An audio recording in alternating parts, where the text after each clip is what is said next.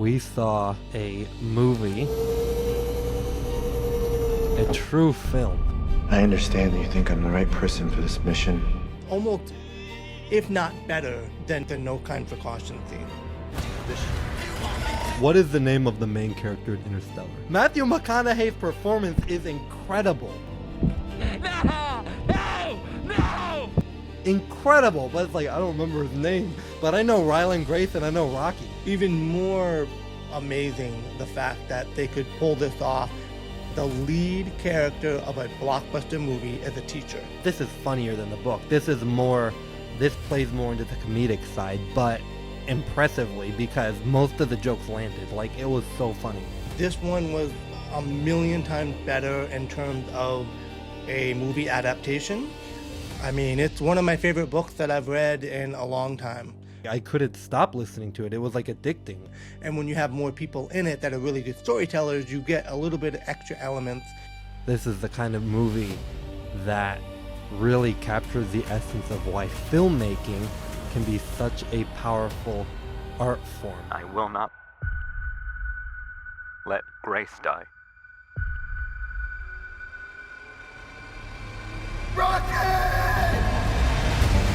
This is Ketchup Theory. Amazed, amazed, amazed. So we got invited to see Project Hail Mary, one of my favorite books of all time. And then today's episode, we are going to break down from a storytelling perspective, from someone that's not used to reading, but reading the book and actually seeing it on screen for the first time, from a longtime fan to seeing it on the screen for the first time. Is this an absolute marvel? Is it the new Interstellar? These are all themes that we're going to discuss in today's episode. Please keep in mind that this is very spoiler heavy.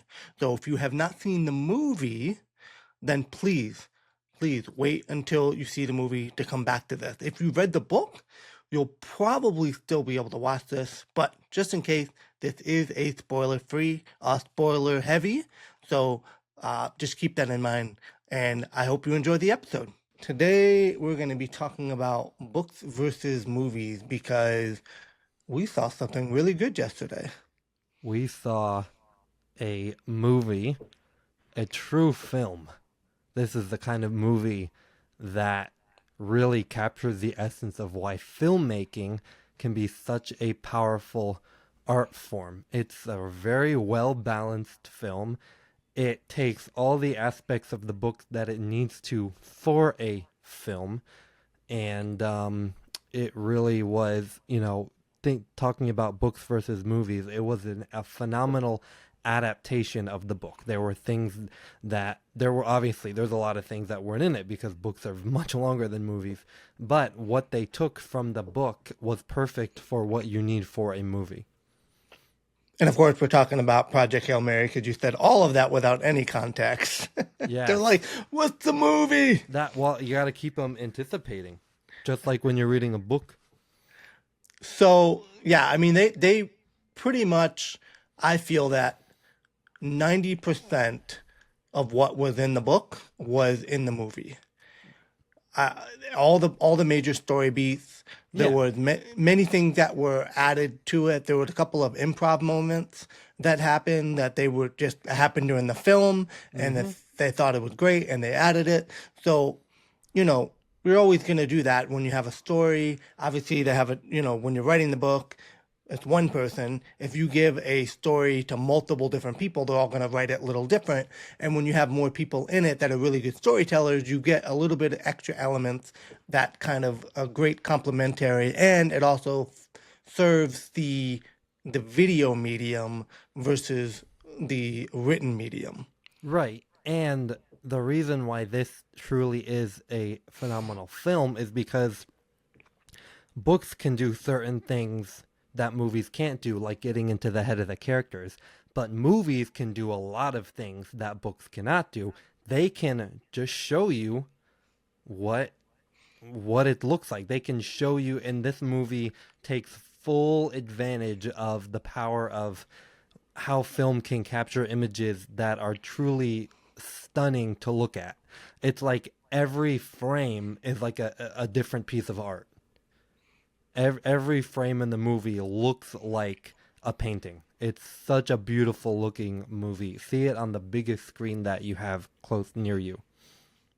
Yeah, and every picture, every frame is a painting, and that's Yeah. even when we try to edit and when we try to create anything, we're always looking at it frame by frame, and every piece of image, every shot that we make, we want to make sure that it is exactly what we want. Now, they're not actually in space, so how do you accomplish that? And so when you look at all, I'm really looking forward to. I didn't watch a ton of the behind the scenes because I really wanted to see the movie first, Yeah.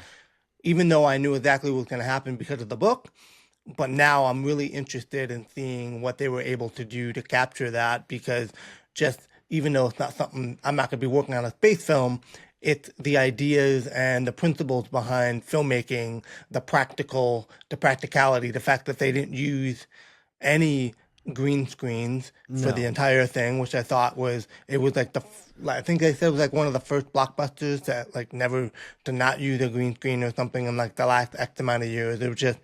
It's just crazy the amount of effort and time and effort they went into building this to give the visual appeal. And as somebody that's read the book when it first came out, so in 2021 when the first book first came out, I was walking through Target. I knew that he was a great author because of The Martian, and just kind of like, oh, well, let me try this out, and did some research on it. Um, I read the book. I had a 40 word, maybe less than that, maybe a 100 character blurb to go on when I read the book. So I had no idea what was going to happen other than that the sun was dying and there was he had to go on a mission to save it. I mean, that was literally what the blurb was. So that's what I had. And going through it the second time, knowing that the movie was going to come out, it was just as good, knowing certain key plot elements that you already knew ahead of time really enhanced the second reading. It's a very rereadable book. Yeah. Something that I could, like with Ender's Game, I could read every year. I could definitely read this every year. And then to go into the movie, and with a lot of people, I really feel there's a lot of fans of the book. Oh yeah. And there's a lot of fans of Ryan Gosling and their movie making. Which is and good because that'll draw people that haven't read the book to the movie. The star power, that really is a big element. That is good. That is good for the movie. They didn't get somebody who's like a up and coming. They picked somebody that they knew would draw more people to see it, which is good because this is a story that everybody should witness. And the main character is a teacher. Mm-hmm. Not a superhero, Nope. not a cop, not a first responder, not somebody that is, shows up somewhere and like the one that can always save the day. A teacher. A teacher was the main character, which I think is even more amazing, the fact that they could pull this off. The lead character of a blockbuster movie is a teacher. Yeah.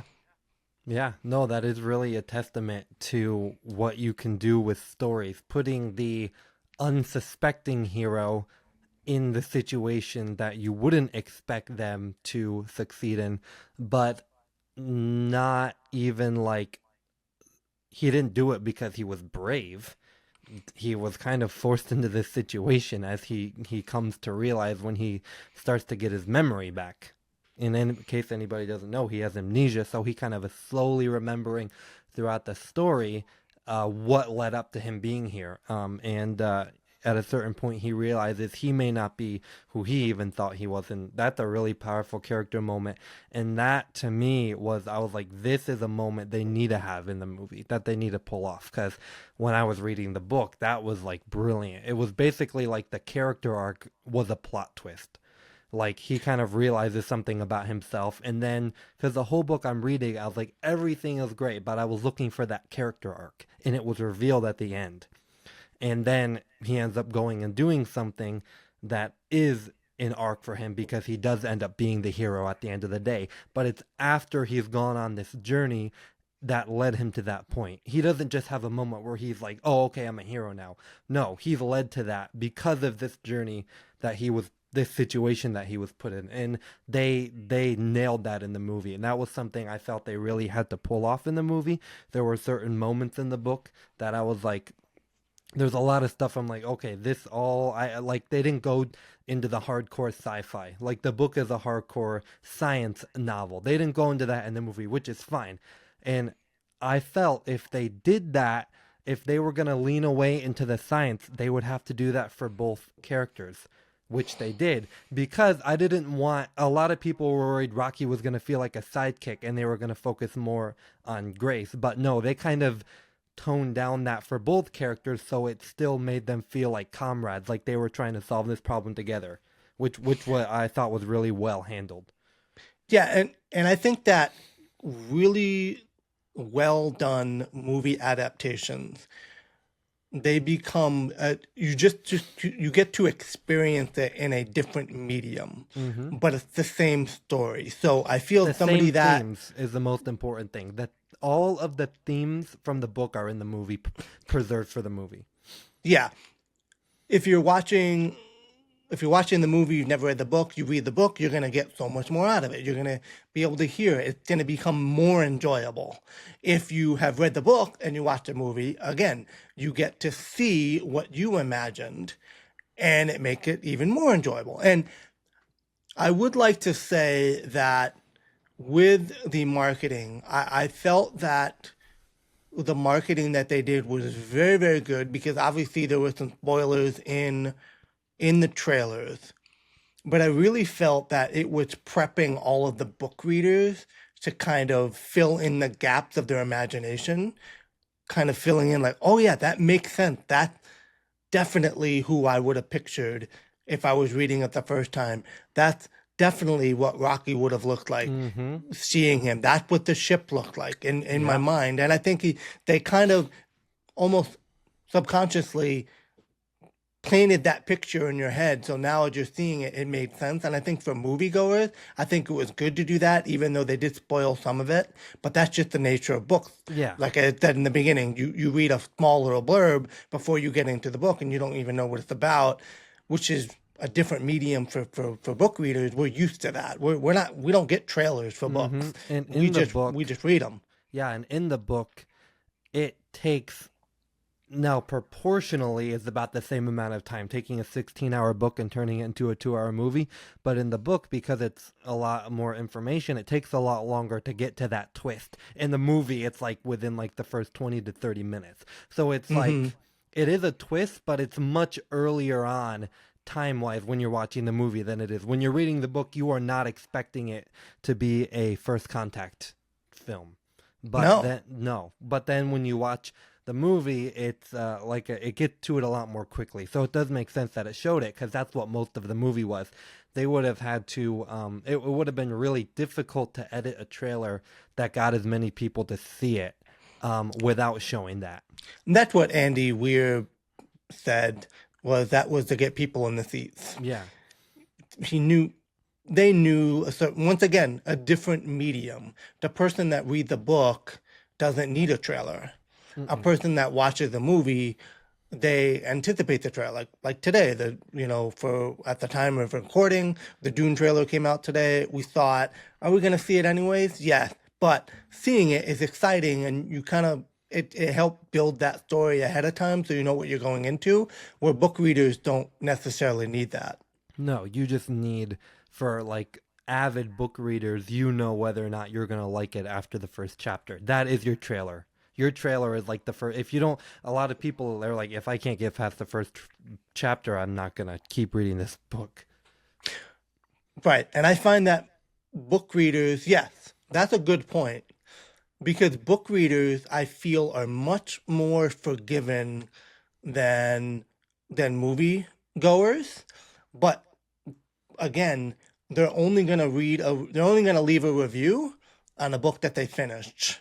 Yeah. And most of the time, if they finish the book, there's a reason why they finished it because they liked it. And if you go to Goodreads versus Rotten Tomatoes or IMDb, it's a difference. You're gonna find way more balanced 5, 4, 3, Yeah. very few ones and twos in a book versus it's gonna be much more imbalanced because you pay the money to go see a movie. You're gonna sit through the whole thing. You're gonna make Right. your judgment after the fact. And If you're a if book you reader, you're reading just the first chapter, first 1, 2, 3 chapters to make a decision. I mean, I got a book the other day. I listened to it. I got through the first couple of chapters, and I just immediately returned it because I didn't. It just yeah. wasn't for me. And you can do that where people aren't necessarily always walking out of theaters. Yeah, well, exactly. That's a good point. It's like I don't know if I would say book readers are more forgiving because that's probably a lot of books that they haven't even continued to read. They're like, oh, okay, I'm not going to keep reading this. But more to your point of you're gonna leave a review if you've read the whole book. That's why it could look like there's more negative reviews for a movie because you watched the whole movie. If you didn't read the whole book, Right. you're not going to review it. Correct. We don't Yeah. review. I'm not going to review the book that I returned because I'm moving on to the next book. So that does give you better data as a reader to know what is good and what is bad. And sometimes that's not always the case. If it's a very hyped book, Mm-hmm. sometimes if it's which was really amazing about this book is that there was there was so many for such a hyped book. Yeah. What they call it's called upmarket. I think it's like an upmarket book, upstream book. It's a book pretty much written for market. So he Yeah. found his market. Andy Weir found his market. He knew when he was going to write this. Just like with Susan Collins does, and many other writers, they write to market and they know what they have. And to have something like this just get such mass appeal, Yeah. it's a proving ground for movies. It's a proving ground for movies, I think, even though it's a different type of reader, at least, they have a lot of times where, even in this, like doing a podcast, long forms, and then you find out what the best part for the long form. And if you feel like a long form does very well, then the short forms are normally going to do well. And so Mm. you got a lot of data. Yes, there are a lot more books, and there are a lot of books that are really, really bad, Yeah. just like in movies. But I just feel that there's such a great there's some great source material for movies. And sometimes obviously people get the movie and they don't do a good job with it, but this one definitely was shown a lot of care to the fact that even Spider-Verse was delayed because this was the priority. Yeah. Well, I wonder if that's the case too. I wonder if this is why Spider-Verse kept getting delayed. I'm sure it had to do with it, but I wonder if You need they all haven't. hands on deck for Spider-Verse. But that's the animated and Chris the Miller, Lord and Miller, they don't direct the Spider-Verse movies, and they were directing this, but this is definitely like this is definitely feels like one of the best movies I've seen. It gave me the same feeling I felt when I watched Across the Spider-Verse. That's how I'll say it. Like I watched that movie and I was like, I've seen a movie like this before. That was so different. And this movie felt the same way, visually, emotionally, with the themes. Obviously, reading the book, there weren't too many things that were like surprising. But if you can know what's gonna happen and you're still on the edge of your seat, which I was during certain parts of the movie, that's the great storytelling. It's like I knew what was gonna happen, but the scene,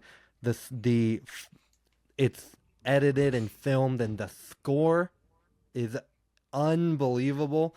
This is in music is a very important part of this movie. I think the sound design the sound design is so important for this movie because of the way Rocky's species communicates. So music was already an integral part. So Daniel Pemberton kind of had a big task at hand, but I knew from the soundtracks he's done before that it was gonna be spectacular, and the score was a highlight. So yeah, for me, the score did not really. So to me, the score was very. it was complementary in the beginning. I really feel that it was more of the sound of the world of being in space a lot of times, where there wasn't anything major in the beginning. There wasn't anything major that really brought you out of the movie because of the sound, because of the music. It's really complimentary until the key parts of tension. Mm-hmm. That's when the music Yeah. really was incredible Which is and what a played a score should huge do. part. Yeah, she played a huge part. The score shouldn't be distracting when it doesn't need to be. But the more intense the moment, the more present the score can be, and it complemented the scene so well. I thought the choice of using a choir in the score Yeah, that was I did not expect that. unexpected, but it was brilliant. It was such a good decision. I loved that. And the use of music, like the songs that they picked, was great. There was some really excellent music. Some of the best like music montages I've seen in a long time in a movie. They were just done Oh so yeah, for the perfectly. music, yeah, the actual Yeah. songs that they chose. It was like as well done as like the Guardians of the Galaxy movies. The way that it used music, it was so phenomenal. I loved the soundtrack. Yeah, that is interesting. Especially when you get to the fact that they didn't show or talk about the Beatles the entire movie And then they played the until the Beatles song. very end when they showed the different, Mm-hmm. because we knew that in the very beginning of Yeah. the book. You find that out, but then you find that out later, and then they start playing the Beatles music, which was great. What did you think as somebody wearing the shirt and somebody who is a Beatles uh, person? What did you think about the song selection for that? What do you think about the song that they selected? I think it's good that they didn't select one of the most popular songs because it didn't distract from the scene. Right. But you They could have recognize, done Lucy in the Sky. yeah. But then it's like it, it was the Beatles weren't as prevalent in the movie as they were in the book, so I almost feel like if they picked a really popular song, it could have been a little distracting to the scene, unless they were going to play it out, because that scene was still very much focused on the information he was delivering to Earth. So if they played a song that was a little too distracting, that might have actually distracted from the scene and be like, oh, the Beatles are here all of a sudden. And Whereas and somebody who's an average listener might not have realized. They probably would have guessed that that was a Beatles song, but it wasn't distracting. So I was thinking about that, and I think they made the right choice. you find that in TV shows a lot where Yeah, they don't use super popular songs, but they'll but they still use play popular so artists. well. But they still play so Oh yeah, well oh along yeah, with the story. yeah. And some of the songs I add to my playlist are from that. Actually, I think Shazam was actually even created because people would hear stuff in TV shows and they're Yeah. like, "Oh, what song is that?" And they Mm-hmm. needed an app that could do that. And that, those tracks that they chose. Yeah, I think that's a good point. And sometimes even using a variation of a popular song is even a good technique as well to Yeah. not take you out, because it takes you a few moments to know what it is and to you it's a new song, so it allowed you to Mm-hmm. still use a popular song. But yeah, no, I like how they did that with the music. Yeah, the music, the feeling, the just The it was space. such a breathtaking movie. Mm-hmm. Yeah. Just like Interstellar. So I'm glad you brought that out. Well, So that's a what lot of everybody's been talking about. everybody's been saying, is this the new Interstellar? So this is what we do. We might as well talk about it. What is the difference between this movie and Interstellar? Um, I actually think it's not a good comparison because I think that every great sci-fi movie can stand on its own ground. And to me, you know, we've seen beautiful space scenes, and Interstellar has some of the best, and this has some of the best. Um, I think that this generation's Interstellar is such an interesting thing to say because Interstellar leans a lot more into the science than this movie does. Um, I would say a better Right. comparison for this. Um, the themes are. are very different. Obviously, in any sci-fi movie like this, it's about the world ending. And Interstellar focuses a lot on that, and both movies focus on humanity. You know, that's a big theme in both movies. But I think that this was much more, this nailed the main theme of the book, which was the friendship between Grace and Rocky. And I don't know, I just think it's an interesting comparison, and I understand the comparison visually more so, though, than on a story level. Like, visually, yes, very much inspired by Interstellar, Space Odyssey as well, 2001: A Space Odyssey. But story-wise, it's very different. I think more visually it's like Interstellar than thematically and story-wise. So the one scene is No Time for Caution, which is from Interstellar, which is one of my favorite scenes ever in cinematic history. I mean, that one, I would go to the movies anytime it comes we saw out Interstellar in the theater. just to see that again. Yeah. But I felt that the fishing scene Mm-hmm. where they were trying to get the predator Mm-hmm. and the solution, that was, I think, on par, if not longer.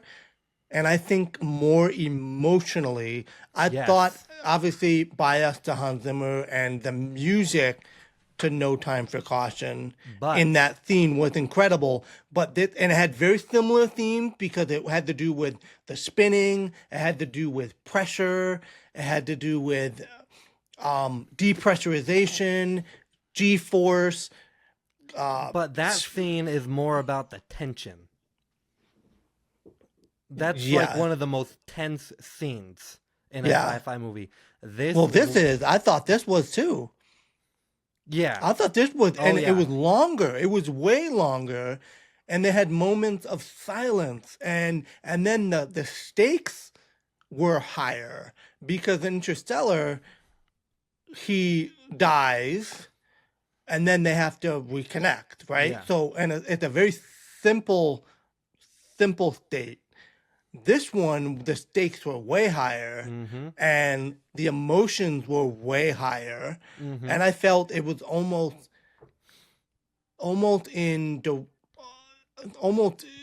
if not better than No Time for Caution scene. Yeah. It's also much easier to understand. I think that Yeah. Oh yeah. this movie would have more of a mass appeal, where Interstellar still has a niche. More Yeah, people, oh, I think, definitely. draw towards versus Inception versus Interstellar. I see a lot think- of, yeah, and Inception's more the blockbuster. And Yeah. a lot of people have been like, a lot of people say like, oh, this is no Interstellar, like Interstellar, but it's like, they're so different to me. Yeah, Really. correct. Like, I can compare them and say, like, Interstellar is, they're both very emotional. This is much funnier, obviously. Correct. The humor in this movie was exceptional. Like, in the book it's funny, but this is funnier than the book. This plays more into the comedic side, but impressively, because most of the jokes landed. Like, it was so funny. Their banter is so great. Well, yeah, and just Ryan Gosling being Grace and his kind of ironic nature Yeah. of, like I said, just being a teacher, not really wanting to be there. You He was know very what? vulnerable. I don't think, was there, I'm trying to think now, because he's a teacher, so he doesn't use any profanity. He doesn't in the book. I don't think there was any profanity in the movie at all. I Like, don't at remember all. hearing any of it. Yeah. Which is refreshing. It's just a perfect family film. It's such a great, it's a deep, very deep film that the whole family can watch together, and you don't have to worry about anything with the kids. They're gonna love Rocky. Love Rocky. It's intense, but it's not. You can't bring Yeah. a kid to see Interstellar. No, they're not gonna. They're I not- they have remember when no I watched idea what's gonna Interstellar. happen. Remember when Yeah. I watched, and I was like, "Why is there a library in space?" I was don't so even like to confused. read. Yeah, I was like, Like, what? if it was a library in space, I don't even go to the library here. Yeah. Why wasn't there any lightsaber fights in this movie? Yeah, Is this a and Star Wars movie? this broke the plane straight across in terms of just more broad appeal. Still Which had the isn't a bad science. thing. Which isn't a bad thing. No, not Oftentimes at people all. are like, oh, it's more of a broad appeal than Interstellar is, which I agree with. But that's not a bad thing. A movie's job ultimately is to entertain us, and this is definitely more Yeah. entertaining than Interstellar is. And Yeah. and here's a funny point. What is the name of the main character in Interstellar? Yeah. I remember Murph, but like, Yeah. wait, what was the name of the main character? Matthew McConaughey's performance is incredible. Yeah. Incredible, but it's like I don't remember his name, but I know Rylan Grace and I know Rocky. It's like Yeah, the Rylan characters Grace. are much easier to connect with in this. Even Yeah. though Interstellar is a super emotional journey and it's one of my favorite movies ever, I don't know if I like this or Interstellar more.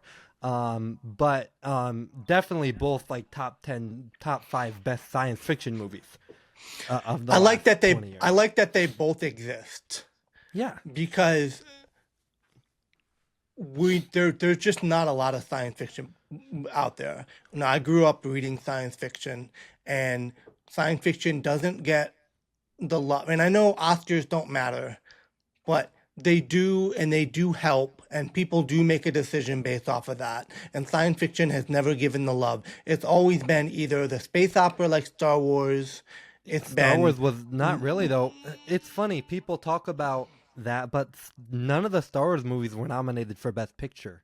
That's what I None mean. of the- That's what I yeah, mean. It's just yeah. what I mean is that they've never gotten the love. So sometimes that kind of, and science fiction as a whole, even with paperbacks, even with books, is not as. No, yeah. I mean, science Nope. fiction section very small.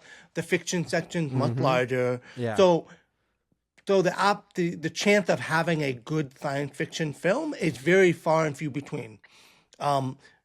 Interstellar and Project Hail Mary, there's not a ton of great science fiction movies. So Well, both Dune movies were nominated for Best Picture, yes, for sure. and those Yeah. are science fiction in the Those sense are that science fiction. in the sense that it's all fiction. Interstellar and Project Hail Mary are based in real science. More so, Project Hail Mary, the science is very accurate in this. And they're movie, somewhat in this reality book. based, meaning Yeah. they take place in our world to some extent. Where Yeah. not that Interstellar didn't, but Interstellar took place in the future. This was taking place. Both of them, Project Hail Mary took place as if it was it would have happened today. Like Yeah. if the Petrova Yep. line would have shown up and they've been watching it. That's kind of Right. In Interstellar, we're already in the world. This is before the world got to that point. correct. Yeah, like any, and it wasn't necessarily it was an end of the world movie, but it wasn't No, they didn't really like that. They didn't really lean into the stakes in this movie. They did, but they did, but it was further off, and it was more Yeah. like it was more like, a comet's gonna hit Yeah. our planet in 40 years. It wasn't like there's a comet coming towards our planet now. This movie was pretty optimistic. Like everybody was Very. pretty hopeful, which is fine because the slogan for the movie is "Believe in the Hail Mary." Yeah. So it's like it's okay. The stakes were more personal. They focused on the personal stakes, which can hit just as hard. Interstellar focused a lot more on the aftermath and the stakes of humanity. This was more about the personal stakes. But for this movie, that works so well because if you understand Rylan Grace's character, he Right. doesn't care about humanity. Like he's like whatever. He cares about the students that he's teaching. But he himself was an outcast in his own community. He wrote a paper and he wrote a paper, which is why he was a teacher he did in the something book. that To a lot really of- kind of go into that. he Yeah, did he was. something that every creative is afraid to do. He spoke his mind on something that he believed that was very controversial in the science field, and that He got became- outcast. He went into a safe space, okay, which a lot of creatives, we can retreat into a safe space because, the kids aren't going to judge me. They're all going to respect me, and they did. But that ultimately... And that's the only job he could get. Yeah. So it's not like his mission was not to dehumanize him or anything, but it's not like his mission was No. to be a first elementary school teacher. Yeah. He was a brilliant mind, and he wrote something, he was wrong, or thought he was wrong. He was He wrong. was wrong. And then he gets this job, but his interaction, but it was about the kids, but he wasn't like so drawn to the kids, you know. I know it's a weird thing. I It's know, kind of it like is. in They the don't- book. In the book, it really brings it out a lot more. But A little bit. There's only like he only has two in this movie. He has one interaction with the kids, and in the book, he only has two. There's Yeah. the original flashback, and then he goes back. Now, what this movie didn't have, which is fine, is he goes back, and then he decides to go back for the kids. And this movie didn't focus on that as much, which is fine because you need to streamline. That was just in the book. You need more tension because you need to hook the reader for longer. In the movie, Yeah. you have the first 10 minutes to grab their attention, and then we expect the story to get going. yeah, In fact, in any other movie, if he had gone back, that probably would have been a criticism. yeah. Like he already had the scene where he argued against going. Well, in the original, no, but in the book though, he doesn't go back. He He never does. makes it in. No, he does. Okay, He goes back to teaching after he Because the very last chapter, the very last line is he's talking to the kids on Eurydia. No. Not to Earth. He goes back before. Yeah. So he's in the lab with the 3 astrophage, and then he goes back to the school.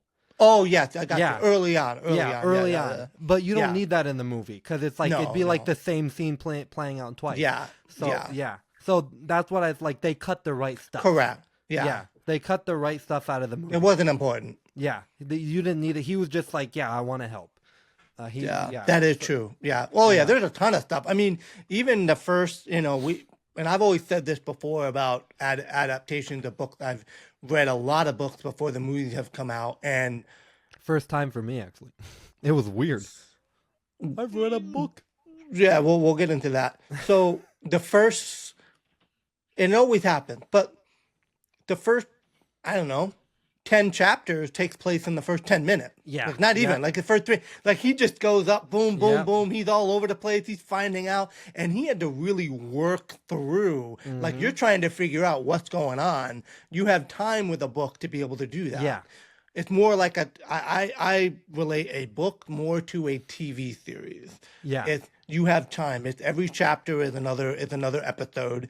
So if you have 30 episodes, most seasons have, traditional shows have about 20 to 22 episodes, and sometimes 24. This is, 30 chapters. So you have it takes about 30 minutes to read a chapter. So Yeah. if you treat it more like a series, then, that's how that works. But it goes by so fast. And the moment they chose to take a long time, and that's what was amazing about it, was there were moments that were 10, 15 minutes long. And I'm like, man, they spent so much time on that scene. How are they going to fit the rest of the major plot points? But the major plot point had the time needed, to develop it. That's the thing about this story, and this is what I've been saying about how the focus is on the friendship. The major plot points are those moments with him and Rocky. Yeah. Those are that is the main theme, and that is what they focus on in the movie. All those important, and they streamlined a lot of stuff. Like they streamlined the communication, but they also did it very cleverly, where they're like, "Well, we can just show the people what Rocky sees," which was brilliant, because the book is from his perspective. But this is like, I mean, we can just show the audience what Rocky is seeing right now. It was a really clever way, show don't tell. And they took advantage of that in the movie. They were like, "We'll just show him. This is what Rocky sees. How come, I like how they kept the clock in where he had to put the numbers on it. And that just shows the audience. We're like, okay, we're all on the same page now." So the showing and not telling was done in a really clever way that was able to kind of get more information out in a short amount of time.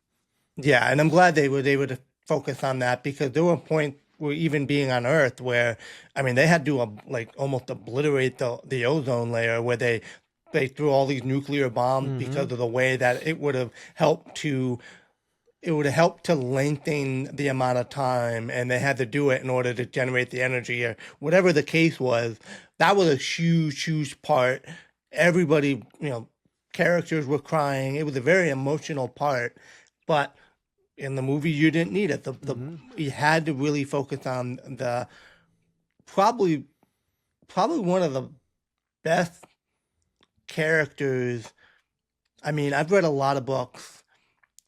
Rocky has to be one of the best developed characters that I can ever remember. And anybody that has read books, I have to ask about, like, who were your most memorable characters? It's easy to do that in TV and movies, I feel, because it's really the only amount of time you have is to develop characters. And obviously books have great characters, but I'm talking about lovable characters. I'm not talking about heroic characters. Obviously, every book has heroic characters. Ender Wiggins, one of my favorite characters of all time. Rocky was such a lovable character. It's just I've never really seen that. Yeah. It's really easy to make lovable characters in movies and TV shows, but a lot of book characters are much more four-dimensional. It's like, oh, I like this person, but he has this flaw or this flaw. Rocky is a rare case where he's a character that doesn't really have any, like, flaws, but you're just as drawn to him. And I think it's because, he's not a human, so he doesn't He does in the book. He does have there are flaws in the book. He has flaws. I don't remember any, like, character flaws or anything that makes us, like, not like him. Like, well, he was very pushy many times during the book. That's true. But that's kind of, like, forgiving because it's like, oh, okay, well, his culture is probably more like that. Yeah. And they address that in the book. Yeah. No, definitely. He was definitely way more pushy in the book than he was in the movie. But not, like I said, not in a bad way, but No. it was something that was, and he didn't have, there was an education gap between what the Uridians knew and what the humans knew. Yeah. So, and some of the mistakes that he made as a species cost them the lives of those on the ship. Yeah. And so there was a difference, which is why they hadn't figured that out yet, where Grace teaching at the end was great because he could teach them everything, that they knew. They didn't even have computers. They didn't have computers. I also thought it was interesting in the movie that he could understand Grace right away. And in the book he couldn't. They had to develop a common language. So that was interesting to me. I think they had to speed ramp some of that stuff. Because in the book, obviously, for anybody that hasn't read it, in the book, it takes a long period of time before they get to the point he could understand them. It was very drawn out, not in a bad way. Each other. Yeah, they both had to figure out. It's probably one of the most well-written sequences I've ever seen in any art form, is that communication sequence between the two. Yeah, and how they developed it. In the movie, obviously, you have to speed ramp it a little bit, but even then, they still gave it more time than they gave to other moments. Correct, which was an important part. Like how do you get to communicate to each other? Well, he recognized that it was, he could program the sound into the computer based off of what all you need to do. And that's the thing. Like when you go, like the Olympians, when they go overseas to a new country, they're all taught you basically need to know 200 words. If you can build a vocabulary of 200 words, you can, I mean, most people don't even have that. If you just look at what your vocabulary is, if you can build a few hundred words, then you can, so it's just a matter of figuring out, and that took a long time. They were in space for a long time. So obviously and they did certain things. I mean, if they could have done, and I don't know how they could have, but I would say maybe the passage of time would have, there's a lot of time that passes in the book, and it wasn't necessarily addressed in the movie, and I don't think it mattered. I don't think people cared about how long it took to get all that get all that done because Yeah. I mean it took them 2 to 3, a long time to Well, get there. the chain building sequence in the book is like is very long, and in the movie it's much quicker. But I like how they show, like I said, I don't feel like they didn't dumb Rocky or Grace down. They both presented them as really smart, but they showed them doing the work. They didn't like get all sciencey. It's like he didn't have to say something to show he was smart. They were pretty successful, and there were definitely a lot more. The setbacks in the book were more drawn out than they were in the movie, definitely. But And again, you have more time to do that. yeah, I mean the only thing I would have liked to see more of is Rocky was incredibly smart. And I in know. some respect, Yeah. Rocky was much smarter than Mhm. Ryland is. Yeah. Much smarter than Grace was. Mhm. But Grace was a scientist, Yeah. so Grace knew all the science elements, And but then he he didn't know how to knew. build or he didn't know how to pilot. He didn't know any of that stuff. Where Rocky was an engineer. Mhm. So he didn't necessarily know the science, but he could build anything. And that was And kind so of the point. He was like, that's why they were the it's perfect exactly what duo. what Grace needed. He Mhm. needed somebody that could help him do all that And Rocky stuff. does all that stuff for him in the movies, but it's not alluded to as much. He's like, oh, okay, the fuel tanks. Oh yeah, the fuel tanks work great. Oh, I used Rocky's bays for the Talmiba, which was the Yeah, Predator. that was a But little rushed at the end. I thought yeah, that was the only thing. That was a little rushed. yeah, That moment, because the way that it was written is you're allowed to do, like, when you write a book, you're allowed for 20 plot twists. Mhm. You're not allowed for that in movies. Mhm. And that last plot twist was the last bit of the movie moved really fast, Yeah, it did. very fast. But they spent time on the most emotional part, which was great. So once again, it's a lot of decisions you have to make with a movie. Yeah, Even with a book, you still have to cut it down, even though it's 150, 120,000 words. but you don't want to cut anything when you're making the movie. Those are hard decisions to No, make. it's hard. It's And very that's hard why to that's do. why I keep reiterating. I think they picked the right stuff to cut out and Yeah, the right stuff to keep in. correct. I I wouldn't want that decision. no, no, And and in the most emotional moment in the book, they which spent is a that? lot of time on. Yeah, Yeah, that was the most important. So that was they picked the right beat to spend the most time on, and yeah, it was it was beat for beat how it happened in the book, pretty much.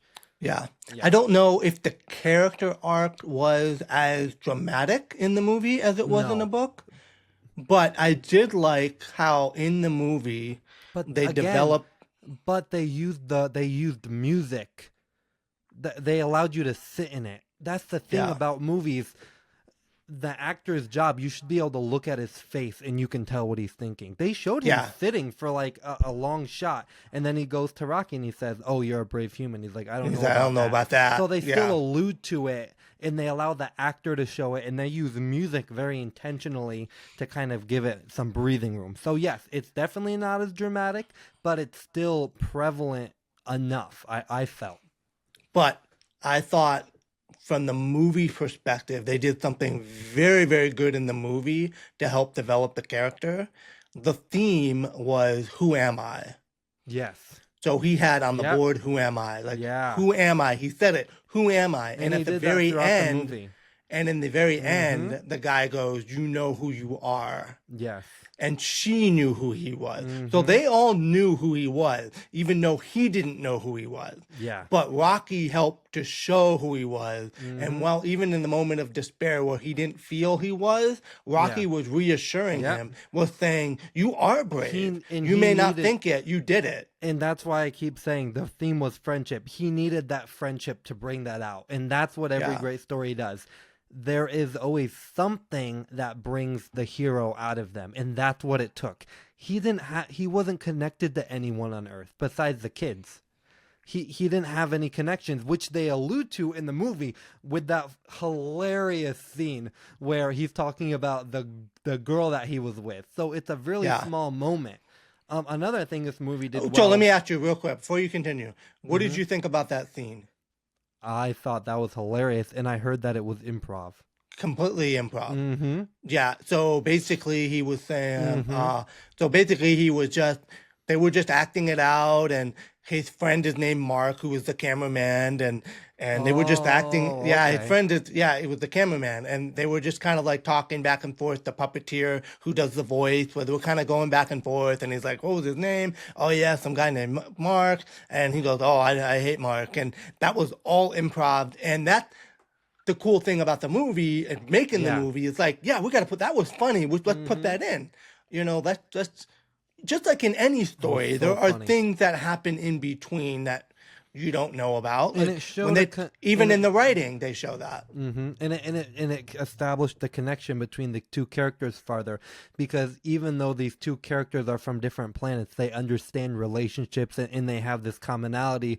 They have this similar camaraderie that spans all cultures, which is friendship and having different relationships and stuff. So even though the specific way the character arc didn't feel, it wasn't as dramatic, they very wisely used the "who am I" throughout the movie, to kind of lead him to that point. So it was almost a twist on the character arc. They actually used the main plot of Amnesia to develop that arc, which they do in the book, but they did it they did it right for the movie, is how I felt. And this movie wasn't a drama, so it wasn't necessary that it was like that was the main thing. Even in the book, it's like unexpected. It's like Yeah, it's a it's twist. a plot twist. Yeah, Yeah, it's a big plot twist. So the way they did it in the movie was perfect for the movie. Like the book, like as a it's a great book, and this movie is as good of a movie as that is of a book. That's how I yeah, would say it. Like they're both different, but they're both on the same level in their fields. I agree. Yeah. I agree. Like And the one thing I also appreciated that they didn't do, and some people, some moviegoers have kind of said these about some other movies, and I felt they did this in Top Gun as well, was they didn't have any, they didn't try to push any specific messaging in the world on this movie. no. So think about it. You had the entire world had to get together. All the scientists together had to get together, and they were all working on it. Now, in the book, they really talk about it. You learn about all these different people. This Mhm. scientist doing this, he's getting a report. So when he brought into the room, like that, he kind of knew that for a long period of time. Mhm. So all the scientists, these are all the Yeah. scientists in the world, are all working on this problem together, but they didn't like force it down your throat. No. It was applied, like, yeah, we're all working on it, but it Yeah. wasn't like, oh, that's how it should be. So they kind of, and in Top Gun, even though there was some situation happened, they never mentioned the country. They kind of kept it out of, and I think that's also refreshing for people because people want to go to the movies to be, Yeah. they want to escape reality, but when filmmakers try to push their own views and agenda into it, and I felt they stayed away from that, which I think was also refreshing to see in a movie. Right, but the message was clear, but Yeah, it didn't need to be pushed down your throat. And in the main theme of the movie, the ultimate realization of that theme is two completely different species from different planets working together, an yeah, alien and a human. And that's like the ultimate, like if he can develop this much of a friendship with an alien, that's going to change how he views the human race. Because he yeah. felt like an alien on his own world. He felt His like the own world. outcast in his own community. So Yeah, you put him with an alien, and it just changes his view of humanity. And I thought that Strat's characterization was handled very interestingly, because she was much more likable in the movie. way more likable. She was much Which I more. thought was fine for the movie. I Yeah, thought it was great. I thought the actress did a great job. She was still very mysterious. They kept yeah, that element to her. I thought that Carl was a great addition, and yeah, I liked how they constantly used the like. Not all the ideas came from Grace. Like Carl was like, "Oh, why don't we try this?" And he's like, "Yeah, let's try it out." Like, yeah, and that kind of carried over into Rocky, which it was in the book, but it's like Rocky made some suggestions, and he's like, "Oh, I didn't think of that. Why didn't I think of that?" So those were the moments where it kind of allowed the intellect of Rocky to shine. They did it a few times. And Ryan Gosling did a good job at playing that very vulnerable, very Yeah. authentic, not arrogant. He wasn't arrogant. I No. mean, he was just a teacher. He played on his faults all the time. And his performance was incredible. Yeah, his Like all of the main emotional moments, he also, we haven't even, like, we've been talking about the story, but this is like one of the most visually the best movies I've ever seen. Like the way it would cut between the flashbacks and the present day, where it would do these shot even in the transitions. beginning, yeah. It would do this shot where it would like be like doing a turn, and then it would cut to the flashback, and it was continuing like visually, even with the editing and the cinematography. Obviously Greg Fraser, the cinematographer, probably the best cinematographer working right now. I mean, That especially was for amazing. the cinematography was incredible. And yeah, oh, there's no green screens or whatever. That's great. They probably just use the volume. Which is the big screen that brings the actor into the world. They probably use that. That's what they use for The Mandalorian, and a lot of studios have been using that. And Rocky was not CGI. Nope. He was a puppet, and they used CGI to enhance it, but just like Yoda, he was a puppet.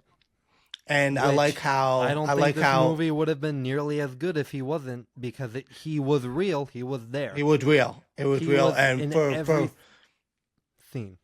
for Ryan Gosling to Have a scene partner. have that as well, Yeah. because he's hearing it. So he's hearing it, he's able to go along with it when they're playing and they're doing the sounds, like he's hearing the sounds. So they could do that. So it made it much easier for him as an actor.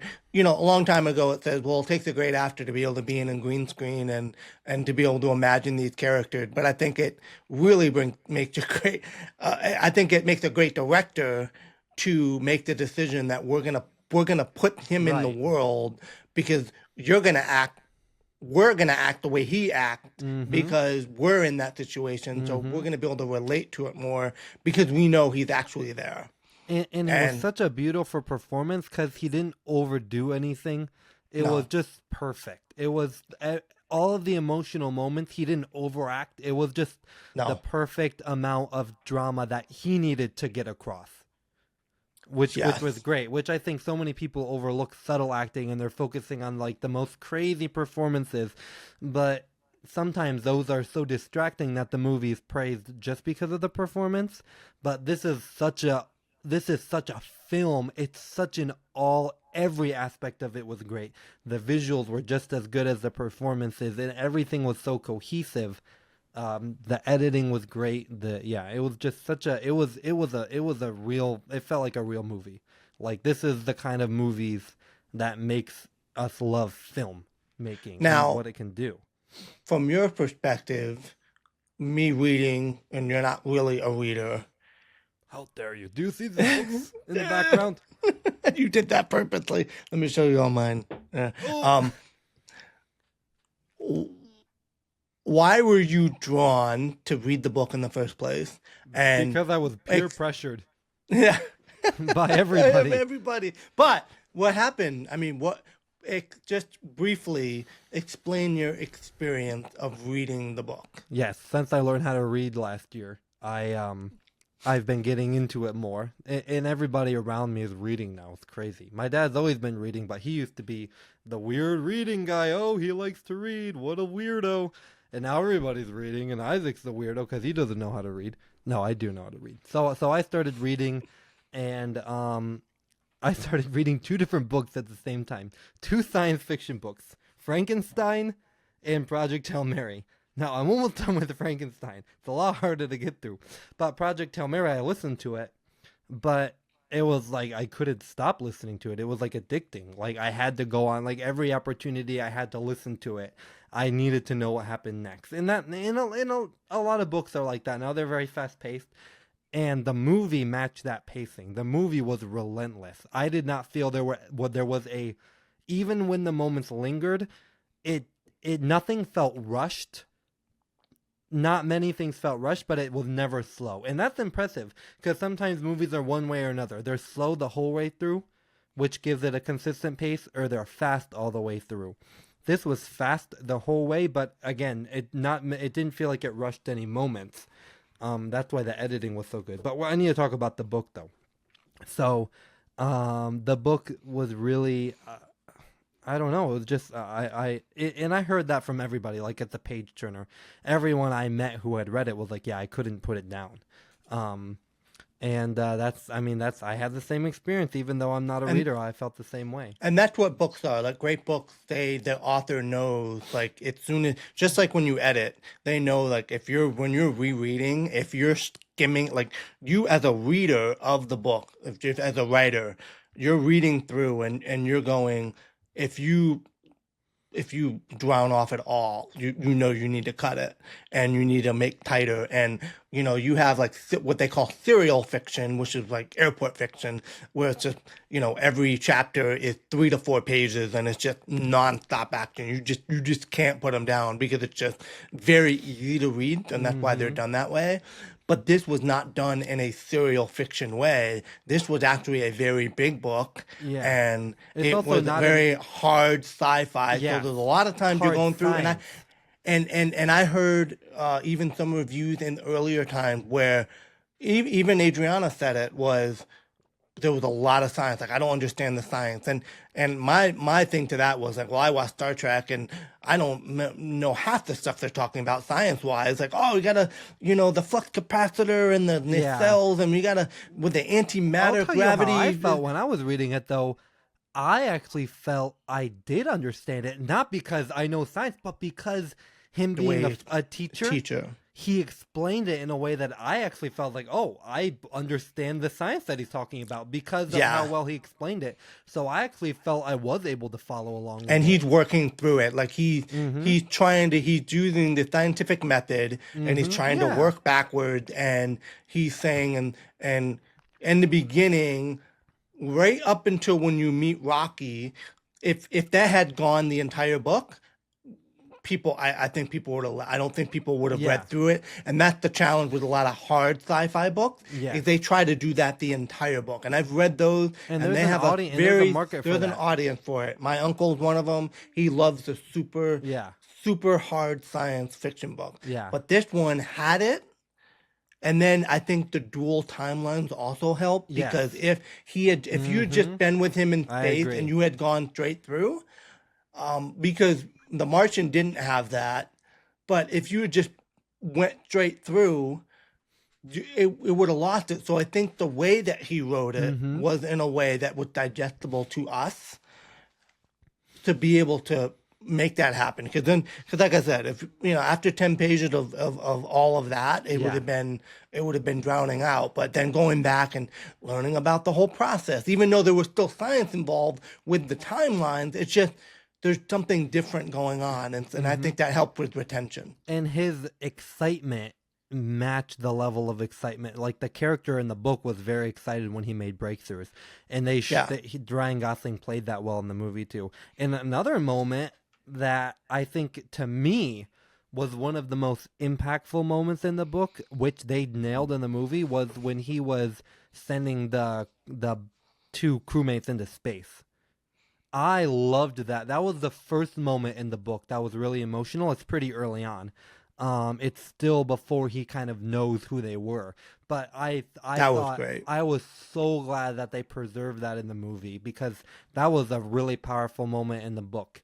And once again, the music. The score. So that's the thing, the music. So the music was like in the background, just kind of like the space, like to kind of place you. And then that moment, as they're kind of like and the way it was shot, where they came out, the way they came out, and the way he was kind of watching them, and then the music at those key moments was perfectly placed. It almost felt like it was like Interstellar, where it didn't feel like a classic sci-fi soundtrack. Like Interstellar, it felt very like Danny Elfman. It was very haunting. Very haunting with like some of the choir stuff. Yeah, I kind of it actually in the beginning I had forgotten when I was watching the movie. I had forgotten that Pemberton had I done it know it because doesn't sound it like did anything that he have had done. it did have a Martian feel to it with the synth with like the space synth in the Yeah. beginning, ding ding ding, and it was just Yes. it had that, and then but then it when it went, I it know. didn't like go orchestral. It just went Yeah. like majestic. It was Exactly. Which is what space feels like. Yeah, that yeah I felt like it captured the feeling of space in a unique way, but in a different way than like Interstellar had done it. So everybody's talking about what Ludwig's gonna do for the Odyssey, but I think this is gonna be a contender for one of the better soundtracks of the year, yeah. especially Now when it's released. Because it's not yeah. released yet. Because I really want It's to not listen released to till the the soundtrack. 20th Yeah, because we saw it I before know. the release I date. know. We saw it on Monday. It's not even coming out until Friday. They're not I even know. doing the world premiere until Wednesday. Ah. So it's crazy. It's crazy that we were able to get that opportunity to do that. I will say and there's a lot of things we can say about the movie, and we will end this. I will say a very subtle thing that they did at the very end that I thought was remarkable and very different than any movie that I had ever seen was they took pictures of the Hubble and they put them on the screen during all of the credits, all of them. Never once did it go to black and then show the credit scene. They played the pictures the entire time until the very end. And it really just added to you're looking at these beautiful, real pictures of Mm-hmm. the universe on an IMAX screen. And I thought that was even from beginning to end, it was a great way to really honor space and what's Mm-hmm. out there and the universe and to show those I would pictures. like to honor the universe. Yeah, let's honor. It needs the Is credit. that why Never they get showed the credit He-Man in. trailer before the That's why they Masters of the showed the Universe He-Man trailer? trailer. They wanted Oh to my, show honor to the universe with He-Man. oh, oh my goodness, the He-Man trailer. I don't Yeah, think that's gonna be as good that as is gonna Project Hail need Mary. a lot of ketchup. Yeah, It was gonna need a lot of ketchup on the it He-Man was like trailer. watching an animated movie in live action. It looks like an animated movie in live action. Yeah, yeah, that was so bad. It was like, why? Yeah, we're gonna. But I mean, to is the be fair, to is the be He-Man, fair, are they working with great source material though? to be fair, in all fairness, Mhm. we saw it on Monday, so we were still seeing all the trailers are not going to be released until Friday. So on Friday, they're going to show Dune. They're going to show Spider-Man Yeah, I because know. Spider-Man comes Oh, out tomorrow. I know. Spider-Man trailer comes out tomorrow. They're going to show the Odyssey. They're showing all of those on Friday. So we would have seen those. And also they only showed 3 trailers and then they went right to the movie. It Yeah. actually started rather quick because we were seeing it on commercials, Monday. Yeah, it was a Yeah. special thing. Oh, I will say Ryan Gosling's like introduction Intro wasn't was very very lackluster. Honestly, I Very- think he's so exhausted because he's been involved with all the marketing. He's like, yes, I hope you enjoy this movie. Yeah, please enjoy it because I'm gonna go take a nap. Ryan I'm gonna go take a Gosling- nap. Ryan Gosling's a quirky guy. I mean, he is Rylan Grace. Like when you're reading about Rylan Grace, you're like, oh, this is Ryan Gosling. Oh, the thing they did for Project Hail Mary for La La Land, they actually filmed that. So they had a behind the scenes on it. They actually had Rocky out there with him, and Oh, they're that's doing the so pose. funny. It's an actual picture. It's not AI generated. They Yes. recreated the exact same movie poster in the exact same Uh-huh. location with the real Wow. puppet. And his the going away scene was beautiful laid down. Yeah. When they were saying goodbye for the first time. Oh my goodness. Yeah, yeah. Such a Yeah. movie. Such a movie. Such a movie, such a great movie. So, I'm gonna see it definitely 3 or 4 times. I read Jurassic Park before I went to go see it. This one was a million times better in terms of a movie adaptation. Yeah. I thought that what They didn't Jurassic Park change did was anything. amazing in terms of the genre, but to be able to have the technology to be able to preserve what's in the book in a book like this, I think Yeah. is It's I really think it's great. incredible. Yeah. Is this one Yeah. of the best science fiction movies of all time? I mean, it's one of my favorite books that I've read in a long time. There's The never thing been. is, it's a science fiction movie that doesn't feel like a science fiction movie. It feels like a movie about friendship. Yeah, and I think it's reliving that friendship because, like with Ender's Game, there's a lot of strategy to it, It's and so it's a funny great. because Interstellar nails the heart. I mean, has so much heart, but I think this nails it more. because it's Yeah. much more focused. Interstellar is much more scattered and all over the Much place. more relatable. We're all right. We are Rylan Grace.